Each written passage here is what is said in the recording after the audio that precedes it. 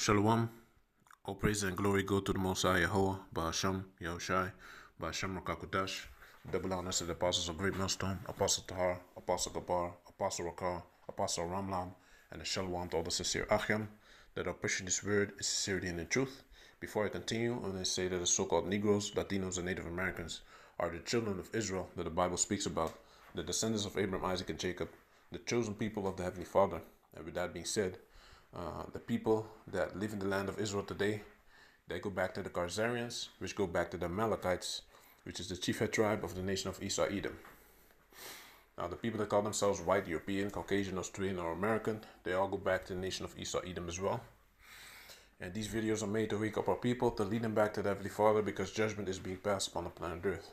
As y'all noticed that certain things happen in other camps, that doesn't make us exempt, The Most High is just cleaning out the mess, basically.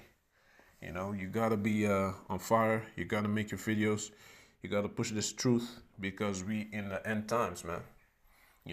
And I understand that sometimes it could be a hard thing, but then you have to discipline yourself and find a way to make your video on a certain time. If you organize these type of things, you won't miss a beat, actually, If you have a problem with making videos, then you should organize and have like a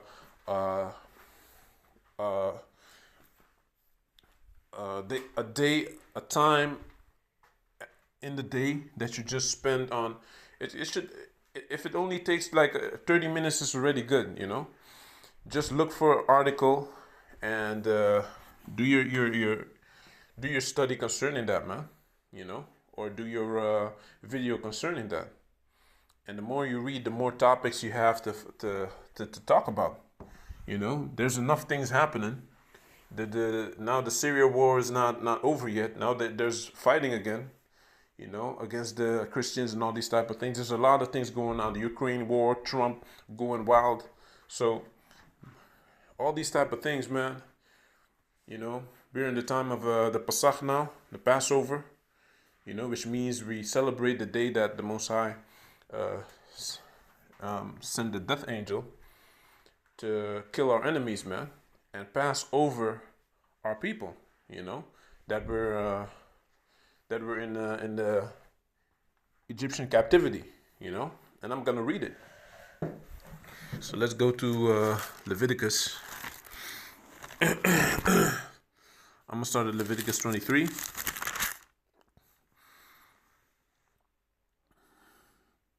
And 4. It says, "These are the feasts of the Lord, even holy convocations, which ye shall proclaim in their seasons. In the 14th day of the first month," so that's not January, right? The first month, it didn't say January there, because you have to go back to and deprogram your mind from the things that Esau has been pushing upon us, man. He would think to change times and laws, man.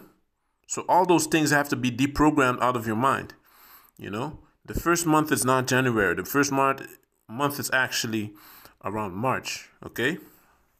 So in the 14th day of the first month at even is the Lord's passach, Passover. And on the 15th day of the same month is the feast of unleavened bread unto Yahweh. 7 days ye must eat unleavened bread. In the first day ye shall have an holy convocation. Ye shall do no servile work therein, but ye shall offer an offering made by fire unto Yahweh 7 days. You see? So you will do no offering. In the first day you shall do no work therein. But ye shall offer an offering made by fire unto Yahweh 7 days. Now, that's what Yahawashi took away, of course. In the 7th day is an holy convocation. Ye shall do no servile work therein. And the Lord spake unto Moses, saying, Speak unto the children of Israel, and say unto them, When ye be come into the land which I give unto you, and shall reap the harvest thereof, then ye shall bring a sheaf of the first fruits of your harvest unto the priest. But that's going into something else. So I'm going to jump back to the whole story, and you can find it in Exodus 12. Now, Exodus 12. It says, Exodus 12:1. And Yahweh spake unto Moses and Aaron in the land of Egypt, which was the land of our captivity, the land of our enemies, saying, This month shall be unto you the beginning of months. All right? The beginning of months. It shall be the first month of the year to you. You see? So that's autumn, I believe, in English. Speak ye unto all the congregation of Israel, saying, In the 10th day of this month, they shall take to them every man a lamb, according to the house of their fathers, a lamb for an house. And if the household be too little for the lamb, let him and his neighbor next in unto his house take it according to the number of the souls. Every man according to his eating shall make your count for the lamb. Because, of course, they used to eat lamb all the time. So they knew exactly how much, if they needed 2 lambs or only 1 lamb, you know. Or if your family is small. Your lamb shall be without blemish, a male of the first year. Ye shall take it out from the sheep or from the goats. You see, so you can eat the goat as well. And ye shall keep it up until the 14th day of the same month. And the whole assembly of the congregation of Israel shall kill it in the evening. Okay, and they shall take of the blood and strike it on the 2 side posts and on the upper doorpost of the houses wherein they shall eat it.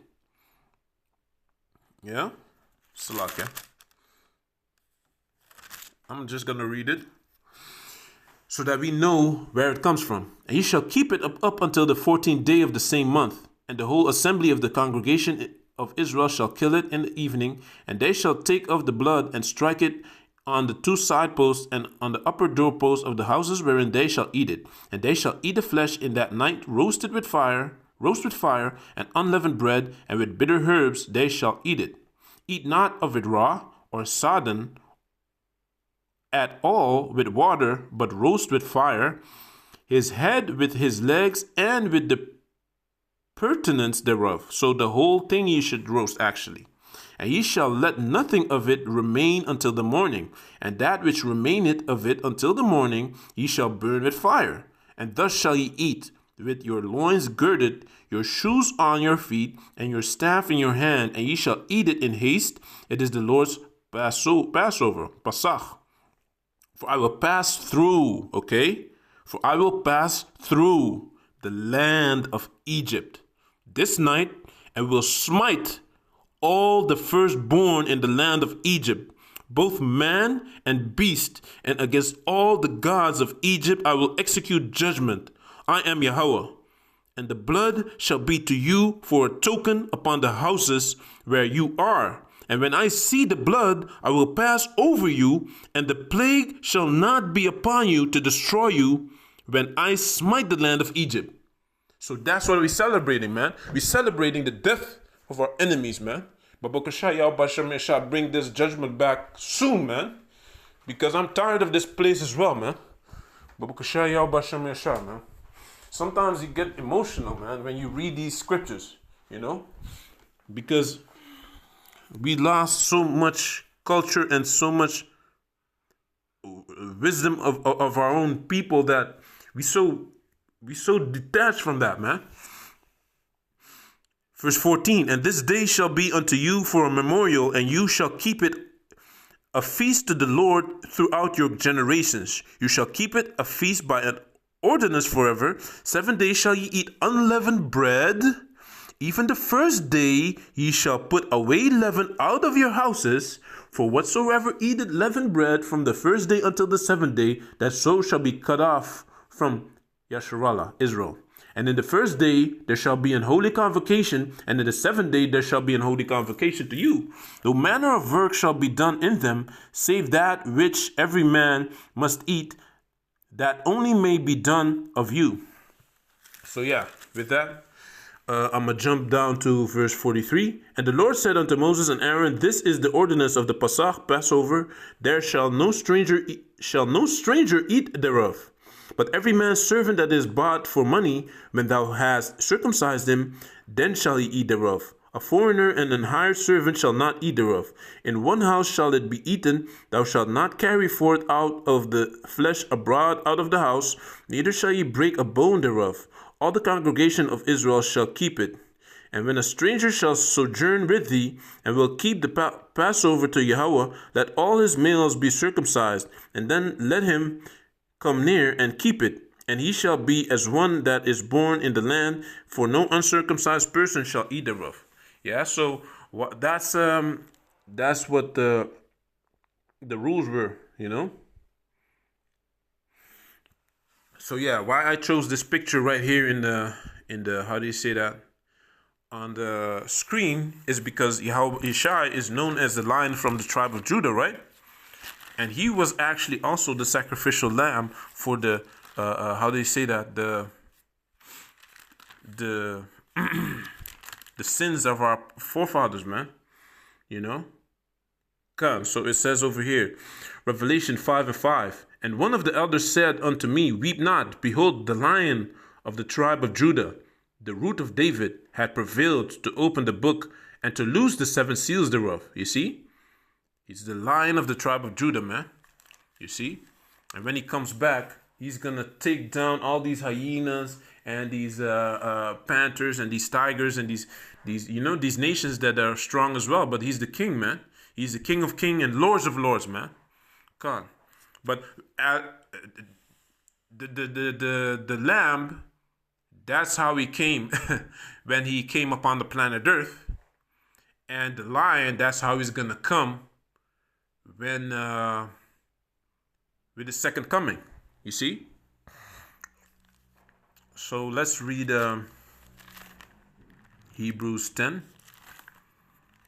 Let me see, where is it? Salaka, bear with me.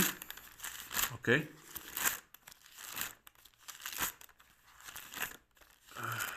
Okay.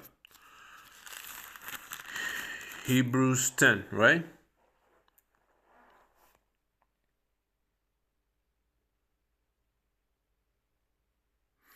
Okay. It says over here, for the law having a shadow of good things to come, and not the very image of the things, can never with those sacrifices which they offered year by year continually make the commerce thereunto perfect. For then would they not have ceased to be offered, because that the worshippers once purged should have had no more conscience of sins. But in those sacrifices there is remembrance again made of sins every year. For it is not possible that the blood of bulls and of goats should take away sins. You see, that's why Yahawashi had to come. Wherefore, when he cometh into the world, he saith, Sacrifice and offering thou wouldest not, but a body hast thou prepared me. In burnt offerings and sacrifices for sin thou hast had no pleasure. Then said I, Lo, I come, in the volume of the book it is written of me, to do thy will, O power. Above, when he said, Sacrifice and offering and burnt offerings and offering for sin thou wouldest not, neither hast pleasure therein, which are offered by the law. Then said he, Lo, I come to do thy will, O power. He taketh away the first, that he may establish the second. You see? By the which will we are sanctified through the offering of the body of Yahawashi once for all. And every priest standeth daily ministering and offering oftentimes the same sacrifices which can never take away sins. But this man, after he had offered one sacrifice for sins forever, sat down on the right hand of Yahweh, from henceforth expecting till his enemies be made his footstool. And that's what Yahawashi is waiting for, and that's what we are waiting for, man. And everyone, like this what's this guy, Ringo something? He's saying that basically, if you know about this character is this person, he's saying that he only sees hate and from the people that believe. but the basically the killing of the Native Americans, that wasn't hate. The hanging of the Negroes, Latinos, and Native Americans, even the Italians, well, that wasn't hate, They're putting us in captivity, dashing our children, and cutting our children into pieces, giving our children to gator bait, burning them, all those type of things, feeding them to dogs, feeding them to alligators. That's not hate. But we speaking about something that's hate all of a sudden, more than whatever Esau did physically.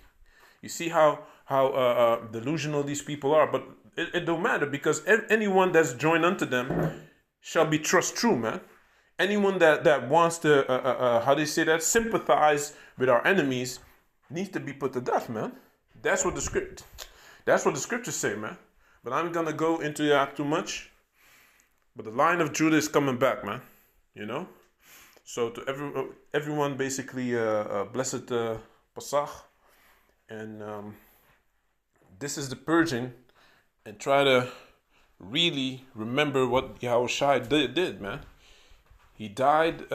He came down as a death angel to kill our enemies, and don't forget, he's gonna do it again. So you should remember that as well. He's gonna do that again. He did it once, but he's gonna do it again on a major way. It's gonna be so major that we're barely gonna remember. How do you say that? We're barely gonna do. It shall not be spoken about the deliverance of Egypt anymore that much. We're gonna speak about the deliverance out of the land of the north, as the scriptures say, man, in Jeremiah. So with that, I want to say all praises and glory go to the Most High, Yahawashi, Shalom.